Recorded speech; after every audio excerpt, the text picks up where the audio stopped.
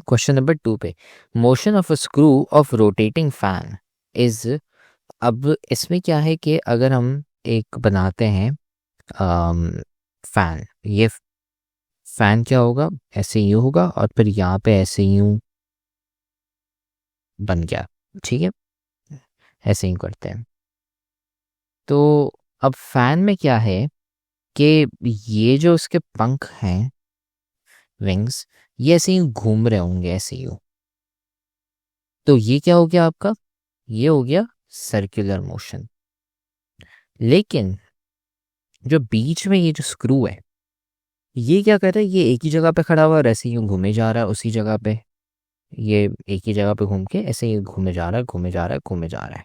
इसे हम बोलेंगे क्या, क्योंकि ये एक ही जगह पे अटका हुआ ऐसे ही घूम रहा है, इसे हम बोलेंगे रोटेशनल।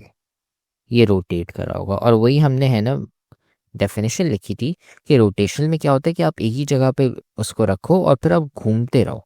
वेराज सर्कुलर में क्या होता है कि आप सर्कल में घूम रहे हो, जिसमें आपके पंख हैं ये ऐसे सर्कल में घूम रहे हैं, ये फ़र्क है। तो उसकी वजह से इसमें जो आपका जो स्क्रू है ना, उसे हम बोलेंगे रोटेशनल, रोटेटरिंग मोशन या रोटेशनल मोशन, ठीक है। बाकी सारे नहीं होंगे। और सबसे इम्पोर्टेंट बात, हमने इस चैप्टर के ग्रेन टेस्ट का जो प्रैक्टिस टेस्ट है उसका लिंक हमने डिस्क्रिप्शन में डाल दिया है। आप डिस्क्रिप्शन में जाकर ये ऊपर पहला लिंक है प्रैक्टिस ग्रेन टेस्ट को, यहाँ पे जाएं और सॉल्व करें और प्रैक्टिस करें। यहाँ से आपने अगर प्रैक्टिस कर ली, आपके एग्जाम्स के अंदर एमसीक्यूज के अंदर 100% मार्क्स गारंटेड है। उसके अलावा अगर आपको हमारे फ्री नोट्स चाहिए, lecture, guest papers, model papers चाहिए, तो इस पहली वाली लिंक पे क्लिक करके आप हमारे चैनल को ज्वाइन हो जाए और दूसरी वाली लिंक को क्लिक करके आप हमारा व्हाट्सएप ग्रुप है इंपॉर्टेंट प्रीमियम, उसको ज्वाइन हो जाएं, ठीक है। अगर आपको ट्यूशंस वगैरह के अंदर एनरोल होना है, कोई डाउट है, तो ये हमारा व्हाट्सएप नंबर, इस पर क्लिक करेंगे आप डायरेक्ट व्हाट्सएप पे चले जाएंगे और तमाम बुक्स के पीडीएफ इस वाले यहाँ पर आखिरी वाले आपके पास गिवन है। आप यहाँ से कोई भी बुक उठा सकते हैं, आपकी जो मर्जी चाहे, सारी की सारी क्लासेस का। इसके साथ साथ आपसे रिक्वेस्ट है, आप चैनल को सब्सक्राइब और वीडियो को लाइक भी करते हैं। फिर क्वेश्चन 3 में, a cyclist is travelling in a westward direction and produces a deceleration of 8 metres per second to stop. The direction of acceleration is towards dash. अब एक्सेलरेशन, ये जो डिसेलरेशन है, इसकी ये जो डायरेक्शन है वो क्या है। क्या हो रहा है कि यार आपका साइकिल वाला वो वेस्ट की तरफ जा रहा है, लेफ्ट साइड पर, ठीक है, वो आगे ऐसे ही जा रहा है, लेकिन फिर है ना वो ब्रेक मारता है। तो ब्रेक मारने के चक्कर में आपकी जो स्पीड है ना वो कम होती जाएगी। तो होगा क्या, मैं डायग्राम बनाता हूँ।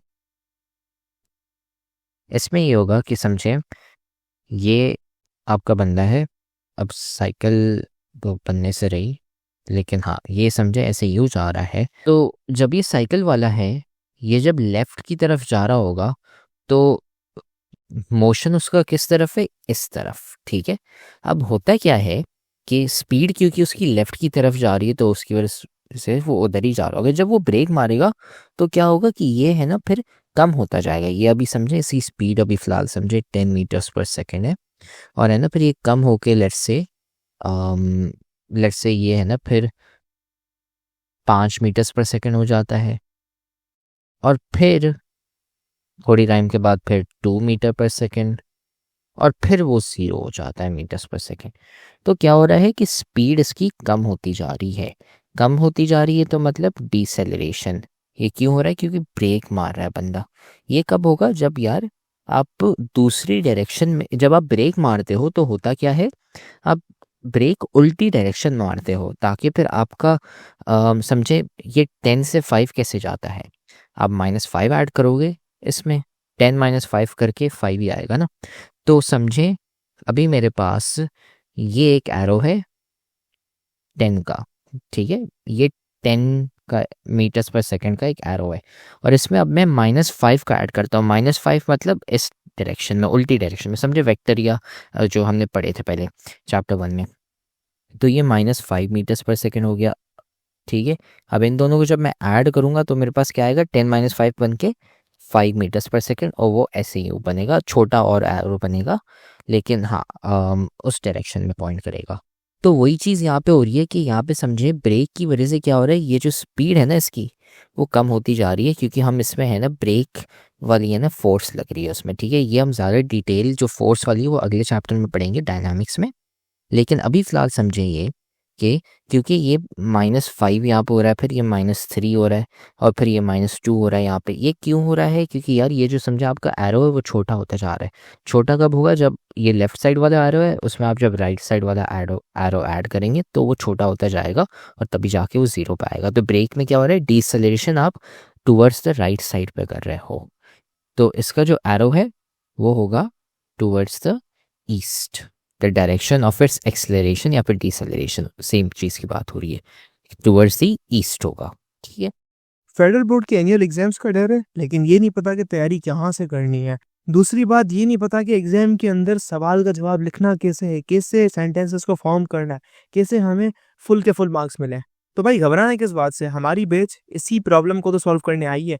तो आप भी हमारे बच्चों की तरह 97.8% ला सकते हो, 98.27% ला सकते हो, फातिमा की तरह, आदली फातिमा आप बन सकते हो। आप 505 मार्क्स ले सकते हो आउट ऑफ 520। अच्छा जी, कैसे? हम आपको सिखाते हैं कि एग्जाम के अंदर लिखना कैसे होता है, ग्रेड टेस्ट प्रोवाइड करते हैं। देखिए जी, हमारे पास है पाकिस्तान की one of the best faculty. आप कोई भी सब्जेक्ट लेना चाहें, आपका जो दिल करे, आप सारे सब्जेक्ट्स लें, सिर्फ और सिर्फ 3,000 रुपये में पूरे साल में। आपको एग्जाम राइटिंग मेथड सेशन दिए जाते हैं कि सवाल का जवाब लिखना कैसे, डिफरेंस वाला अलग क्वेश्चन, डेफिनेशन अलग, एग्जाम्पल वाला अलग, मैथ के सवालों का जवाब अलग होता है। आपको टॉपर बच्चों के नोट्स दिए जाते हैं, आपको फुल बुक के notes, question answers, live classes के अंदर कौन से पढ़ाया जाता है आपको, और उनकी रिकॉर्डिंग्स भी दी जाती हैं। भैया और क्या चाहिए? अच्छा, और मजे की बात, ग्रैंड टेस्ट से हमारा समझो पेपर लगता है। ये हमारा है केमिस्ट्री का ग्रैंड टेस्ट, इसका सवाल नंबर तुम नोट करो ये। तो भैया इस ग्रैंड टेस्ट में से आपके 3 सवाल लगे हैं क्लास 9 के केमिस्ट्री के पेपर में इस साल, जो नए सिलेबस से हुआ था 2025 के अंदर ग्रेड 9 का। तो इतने इंपॉर्टेंट हमारे ग्रैंड टेस्ट होते हैं, सारे आपको दिए जाते हैं। तो भैया देर किस बात की, इस नंबर पे कांटेक्ट करें और अभी रजिस्टर करवाएं। फिर आता है question number 4। A girl walks 3 kilometre towards west and 4 kilometre south, what is the magnitude of a total distance and displacement respectively. तो ये ड्रॉ करते हैं। ड्रॉ करने से क्या होता है कि यार इसमें लिखा हुआ है कि लेट्स से ये आपका स्टार्टिंग पॉइंट है। इधर से क्या हुआ, उसने बोला कि सबसे पहले आप 3 किलोमीटर वेस्ट गए, तो भाई वेस्ट ये हम चले गए 3 किलोमीटर। फिर उसके बाद क्या लिखा हुआ है, 4 किलोमीटर साउथ, तो फिर साउथ चले जाते हैं 4 किलोमीटर। और फिर कह रहे हैं कि डिस्टेंस हमने कितना ट्रैवल किया और डिस्प्लेसमेंट कितना ट्रैवल किया। तो देखिए डिस्टेंस क्या है कि यार हमने पहले 3 किलोमीटर यहाँ पे ऐसे गए, फिर 4 किलोमीटर ऐसे गए, तो 3 + 4 करके 7 किलोमीटर आपका हो गया क्या, डिस्टेंस। डिस्प्लेसमेंट में क्या है कि यार डिस्प्लेसमेंट में आप स्टार्टिंग पोजीशन लोगे, वो मेरी स्टार्टिंग हो गई, और आप फाइनल पोजीशन लोगे, ये हो गई, और इनको आप कनेक्ट कर दोगे। तो आप बोलोगे सर ये डिस्टेंस कितना है, यहाँ पे आप पाइथागोरस थ्योरम लगाओगे। ठीक है, तो x² इज इक्वल टू 3² + 4², ये पाइथागोरस थ्योरम लगा के फिर जब आप इसको सॉल्व करोगे, x इज इक्वल टू √9 + 16, तो ये 25 हो गया यहाँ पे, और फिर √25 आप सॉल्व करोगे तो 5, तो ये यहाँ पे फिर 5 आ गया। तो हमारा डिस्प्लेसमेंट 5 किलोमीटर हो गया। तो डिस्टेंस हमारा 7 किलोमीटर, डिस्प्लेसमेंट हमारा 5 किलोमीटर। तो जाते हैं हम देखते हैं 7 किलोमीटर 5 किलोमीटर, ये रहा आंसर डी। तो इसका आंसर डी हो गया। फिर क्वेश्चन 5 में a rider is training a horse moves 60 meters towards right in 3 seconds, then it turns back and travels 30 meters in 2 seconds. Find its average velocity. Average velocity हमें निकालनी है। Velocity जो average है उसका फॉर्मूला क्या है कि यार total displacement divided by total time. तो इसमें जो हमारी डिस्प्लेसमेंट है वो कितनी है, तो अगर हम डायग्राम बनाएं इसकी और हम देखें कि यार घोड़ा जो है आपका, वो सबसे पहले तो 60 मीटर यूँ जाता है, कितने टाइम में, 3 सेकंड में। फिर वो यूँ आ जाता है, ये हो गया 30 मीटर। लेकिन क्योंकि अब ये पीछे आ रहा है तो हम इसको माइनस कर देते हैं, और टाइम कितना लगा, 2 सेकंड। अब जो डिस्प्लेसमेंट है हमारी, डिस्प्लेसमेंट वो कितनी हो गई, 30 मीटर। क्यों? क्योंकि आप की स्टार्टिंग पोजीशन ये थी और फिर फाइनल पोजीशन समझे ये रही यहाँ पे, ये वापसी इधर से ऐसे यूँ आ गया ना, इसकी वजह से ये फाइनल पोजीशन है। और डिफरेंस क्या है कि यार 60 मीटर आगे गए, फिर 30 मीटर पीछे आ गए, तो 30 मीटर आपका डिस्प्लेसमेंट हो गया। बस ये हो गया आपका डिस्प्लेसमेंट। और टाइम कितना लगा इसको ट्रैवल करने में? 3 सेकंड शुरू में और फिर 2 सेकंड बाद में, तो ये 5 सेकंड हो गए। तो ये है। अगर डिस्टेंस की बात होती तो 60 + 30 करके 90 मीटर होता, लेकिन क्योंकि डिस्प्लेसमेंट है तो वो सिर्फ हम फाइनल माइनस इनिशियल पोजीशन करेंगे तो वो हमारे पास आएगा 30 मीटर। तो इसका हमने बोला था हमें वेलोसिटी निकालने के लिए v क्या है? Total distance divide by total time, total displacement divide by total time. Total displacement हमारी 30 है, टाइम है हमारा 5, तो हमारा आंसर आ गया 6 मीटर्स पर सेकेंड। तो यहाँ पे हम चूज करेंगे 6, ये रहा। फिर आता है आपका question number 6। If a cyclist has acceleration of 2 metres per second square for 5 seconds, the change in velocity of the cyclist is क्या? तो सबसे पहले एक्सेलरेशन हमारी क्या है? एक्सेलरेशन हमारी कांस्टेंट है 2 मीटर्स पर सेकेंड स्क्वायर, और कितने टाइम के लिए? 5 सेकेंड। अब हमने फॉर्मूला पढ़ा हुआ है a is equal to v/t। अब ये कह रहा है कि यार क्या निकालो? वेलोसिटी निकालो। तो v is simply equal to a multiply by t, और ये t है, ये हम यहाँ पे डेल्टा t डेल्टा v लगाते हैं ना, तो यहाँ पे आप समझे डेल्टा t और यहाँ पे डेल्टा v लगा देंगे। तो ये फॉर्मूला है कि यार चेंज इन वेलोसिटी कितना है कि यार मेरी एक्सेलरेशन, उसको मैं मल्टीप्लाई कर लूँ कितने कि हमारे टाइम का चेंज कितना था, तो उसमें 5 - 0 करके 5 आ गया। तो ये हमारे पास आंसर आ गया फिर 10। तो हमारी जो change in acceleration change in velocity है वो है 10 मीटर्स पर सेकेंड, और ये रहा इसका आंसर। और ये सेंस भी करता है।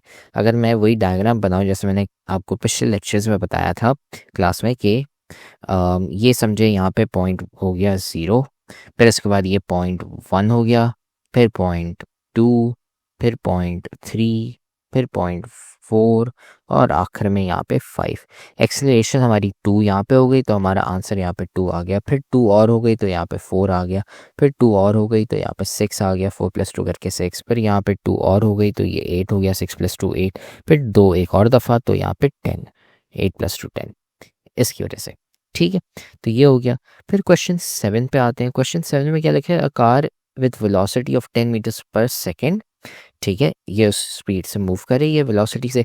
If it has acceleration of 2 metres per second square for 10 seconds, what is the final velocity? तो देखें हमारा चेंज, ये देखें जो चेंज इन वेलोसिटी है वो कितना आया हमें? a multiply by delta t, अभी पिछले सवाल में किया था।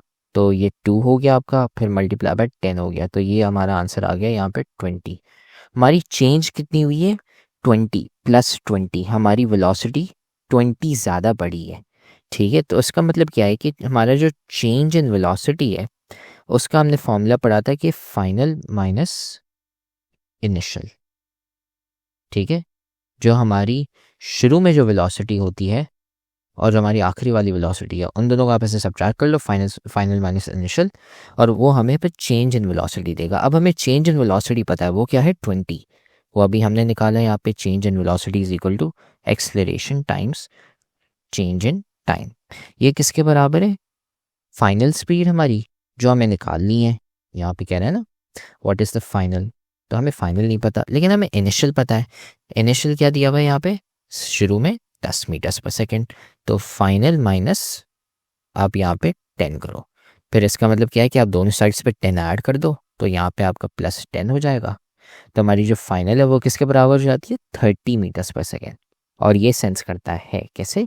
यहाँ पे समझे आप, ये जो डायग्राम मैंने बताई है ये आप फिर 10 सेकंड के लिए बनाओगे, और यहाँ पे आपकी जो स्पीड है शुरू में 10 है, फिर यहाँ पे 12 हो जाएगी क्योंकि आपने ऐड किया, फिर 14, फिर 16, फिर 18, और फिर यहाँ पे 20, और ऐसे आप करते जाओ तो 30 आ जाएगा आंसर आपके पास 10 सेकंड तक। ये शुरू के 5 सेकंड दिखा दिए, ऐसे ही कंटिन्यू करोगे तो 10 सेकंड के 30 सेकंड आ जाएंगे। और ये है, तो वो उसका कॉन्सेप्ट था, ये यहाँ पे फॉर्मूला के थ्रू वर्किंग आ गई, तो इसका आंसर है 30 मीटर्स पर सेकेंड। ठीक है, फिर आते हैं क्वेश्चन 8 पे। When the slope of a bodies displacement time graph increases, the body is moving with, और फिर यहाँ पे अब ये दिए हुए हैं। तो देखें डिस्प्लेसमेंट टाइम ग्राफ है, उसका स्लोप मतलब ग्रेडियंट, वो क्या बताता है हमें? वेलोसिटी। ठीक है, अब कह रहा है कि यार हमारा जो स्लोप है वो बढ़ता जा रहा है, बढ़ता जा रहा है मतलब कांस्टेंट नहीं है। तो इसका मतलब क्या है कि ग्राफ कैसे बनेगा? ऐसे यूँ बनेगा, ये ऐसा कर्व। तो इस क्यों, क्योंकि यार शुरू में हमारा ग्रेडियंट ऐसे है, फिर यहाँ पे ग्रेडियंट बढ़ जाता है, ये जैसे मैंने आपको क्लास में कराया था, लेक्चर जो पिछले वाले है ना। तो अब ग्रेडियंट बढ़ रहा है, ग्रेडियंट बढ़ने का मतलब क्या है कि अब ये क्योंकि डिस्प्लेसमेंट टाइम ग्राफ है तो मतलब वेलोसिटी इसकी बढ़ रही है, ठीक है। तो ये ग्रेडियंट क्योंकि बढ़ रहा है यहाँ पे ऐसे ही, तो इसका मतलब क्या है कि वेलोसिटी बढ़ रही है, तो इंक्रीजिंग वेलोसिटी, ठीक है। ये आंसर हो गया। डिक्रीजिंग वेलोसिटी वो तब होगा जब उसका ग्राफ है ना ऐसे यू होगा, लेकिन ऐसा नहीं है। कांस्टेंट वेलोसिटी मतलब ग्राफ स्ट्रेट होगा, डिस्प्लेसमेंट टाइम ग्राफ। ये यहाँ पे मैं टी लिख लेता हूँ और यहाँ पे मैं टी लिख लेता हूँ, ठीक है। और all of these not possible. अब हम आते हैं हमारे MCQ नंबर 9 पे। A ball is throne straight up, what is the magnitude of acceleration at the top of its path. तो देखें जो हमने पाथ पढ़ा हुआ है ना, हमारे जब हम बॉल को फेंकते हैं तो ये पाथ है ना ऐसे ही उल्टा यू जो होता है ऐसे उसकी बात हो रही है। तो हमने ये पढ़ा हुआ है कि इस वक्त जो आपके जो ये वाला पॉइंट है जहाँ पे स्टार्ट हो रही होती है और जहाँ पे एंड हो रही होती है, उस वक्त आपका फोर्स या आपकी एक्सेलरेशन जो है वो सबसे हाईएस्ट होती है। और जो ऊपर वाला पॉइंट है उधर है ना जीरो होती है, ठीक है। मैग्नीट्यूड की बात हो रही है, ठीक है, मैग्नीट्यूड नॉट डायरेक्शन के साथ, ठीक है। तो यहाँ पे समझे अराउंड 9.8 होती है, ठीक है।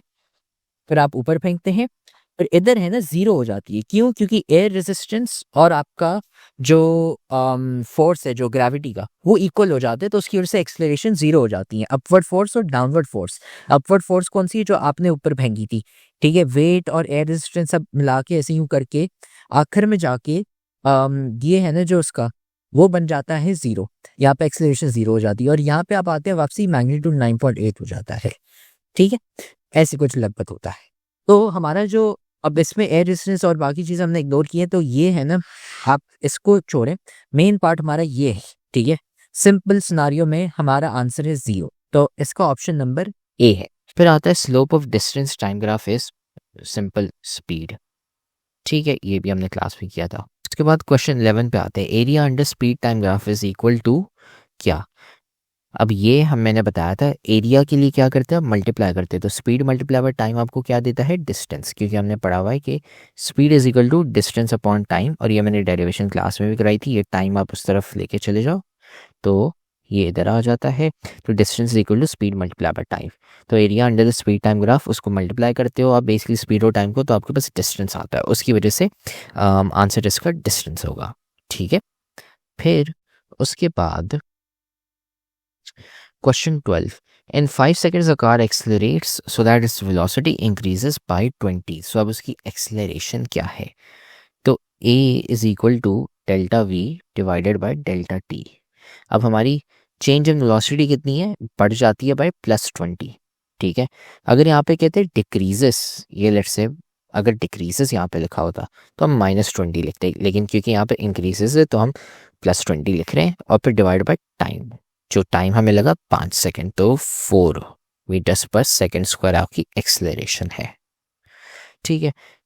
A ball is drop freely from a tower, ठीक है। It reaches the ground in 4 seconds. The speed of impact of the ball is this. तो अब देखें, अब हमें स्पीड पता है कि यार हमने फॉर्मूला पढ़ा है delta v is equal to a multiply by delta t, ठीक है। ये उस साइड पर मल्टीप्लाई करके तो ये हमारे पास आ जाता है multiply by delta t, this is equal to delta v, ठीक है। ये फॉर्मूला है। अब ये कह रहा है कि यार एक्सेलरेशन हमें पता है कि ये क्योंकि फ्रीली ड्रॉप की गई है, तो मतलब क्या है कि ये टावर से गिराई गई है ग्रेविटी के बेसिस पे। ग्रेविटी मैंने वैल्यू बताई थी आपको 9.8 है, ठीक है। ये हमने पिछले लेक्चर में किया था फ्री फॉल मोशन में, ठीक है। फ्रीली काइंड ऑफ कह दें फ्री फॉल मोशन। इसको मल्टीप्लाई बाय हम टाइम करेंगे। टाइम कितना है, 4 सेकेंड, ठीक है। ये हमारा चेंज इन वेलोसिटी देगा। 9.8 मल्टीप्लाई बाय 4 आप करोगे तो आंसर आएगा आपके पास 39.2। अब ये हमारी चेंज इन वेलोसिटी है, कितना चेंज 39.2 से हमारी बड़ी है। तो इसका मतलब क्या है कि यार चेंज इन वेलोसिटी का फॉर्मूला क्या है, फाइनल माइनस इनिशियल, ठीक है। और हमें कहा क्या है कि फाइनल निकालो।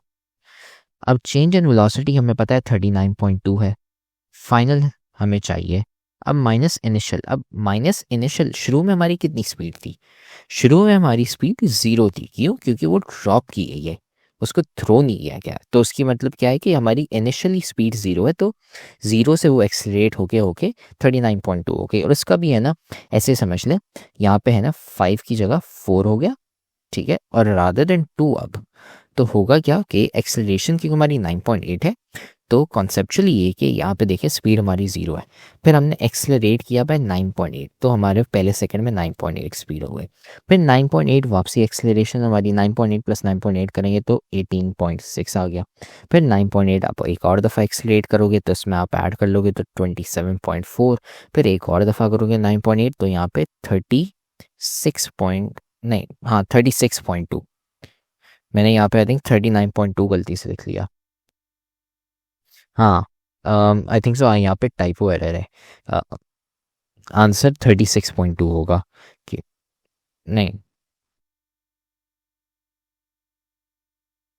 अच्छा नहीं ना मैम, यहाँ पे ये आंसर जो है ये होगा 19.6, ये होगा यहाँ पे 28.4, और फिर यहाँ पे होगा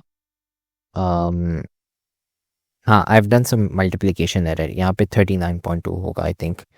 कैलकुलेटर नहीं है मेरे पास, लेकिन हाँ something like this along the line ऐसा कुछ ही होगा आई बिलीव यहाँ पे। अच्छा नहीं, this is gonna be 19.6, yes this is 19.6, this is 29.4 and this is 39.2, yes. हाँ अब कैलकुलेशन सही है, मैंने एडिशन में गलती कर ली थी। सो 9.8 उसमें आप 9.8 ऐड करोगे तो 19.6, ठीक है, 29.4 एंड देन 39.2। बस कैलकुलेटर नहीं था और मैंने जल्दी जल्दी में किया था, तो ये ऐसे आपके पास 39.2 आता है। तो यहाँ पे नहीं, ये आंसर सही है, बस वहाँ पे एडिशन मैंने बीच में गलत कर ली थी, तो इसकी वजह से आंसर यहाँ पे डी आ गया 39.2। ठीक है, कॉन्सेप्ट क्या है कि आप हर सेकंड 9.8 से अपनी स्पीड बढ़ा रहे हो, तो आप करते जा रहे हो विद कांस्टेंट रेट, तो 9.8, 19.6, 29.4 और 39.2, ठीक है। ऐसे आपकी स्पीड है ना बढ़ती गई और फाइनली आपका आंसर 39.2 आया, ठीक है। ये है। फिर which of the following distance time graphs represents increasing speed of car. अब डिस्टेंस टाइम ग्राफ में क्या होता है, उसका ग्रेडियंट क्या बताता है, स्पीड बताता है। अब हमें इंक्रीजिंग स्पीड मतलब हमारा ग्रेडियंट इंक्रीज हो रहा। अब ये देखिए यहाँ पे ग्रेडियंट हमारा क्या है 0, यहाँ पे क्या है हमारा 0, ग्रेडियंट सेम है, मतलब स्पीड भी हमारी सेम है 0, ठीक है। फिर उसके बाद यहाँ पे हमारा ग्रेडियंट और यहाँ पे हमारा ग्रेडियंट जिधर भी देखें कांस्टेंट है क्योंकि स्ट्रेट लाइन है, तो हर जगह आपका ग्रेडियंट सेम रहेगा। फिर यहाँ पे आते हैं, इसमें क्या है कि यार अच्छा शुरू में हमारा ग्रेडियंट यूँ है, फिर यहाँ पे यूँ है, फिर यहाँ पे यूँ है, इसमें हमारा ग्रेडियंट बढ़ता जा रहा है। और इसका मतलब क्या है कि इंक्रीजिंग स्पीड, क्योंकि ये डिस्टेंस टाइम ग्राफ है, ग्रेडियंट बढ़ता जा रहा है तो स्पीड इंक्रीज होगी, वेराज यहाँ पे कम होती जाएगी एंड यहाँ पे डिक्रीजिंग है, इसमें इंक्रीजिंग है, तो इसका आंसर सी है। तो इससे हमारे MCQs ख़त्म हो चुके हैं।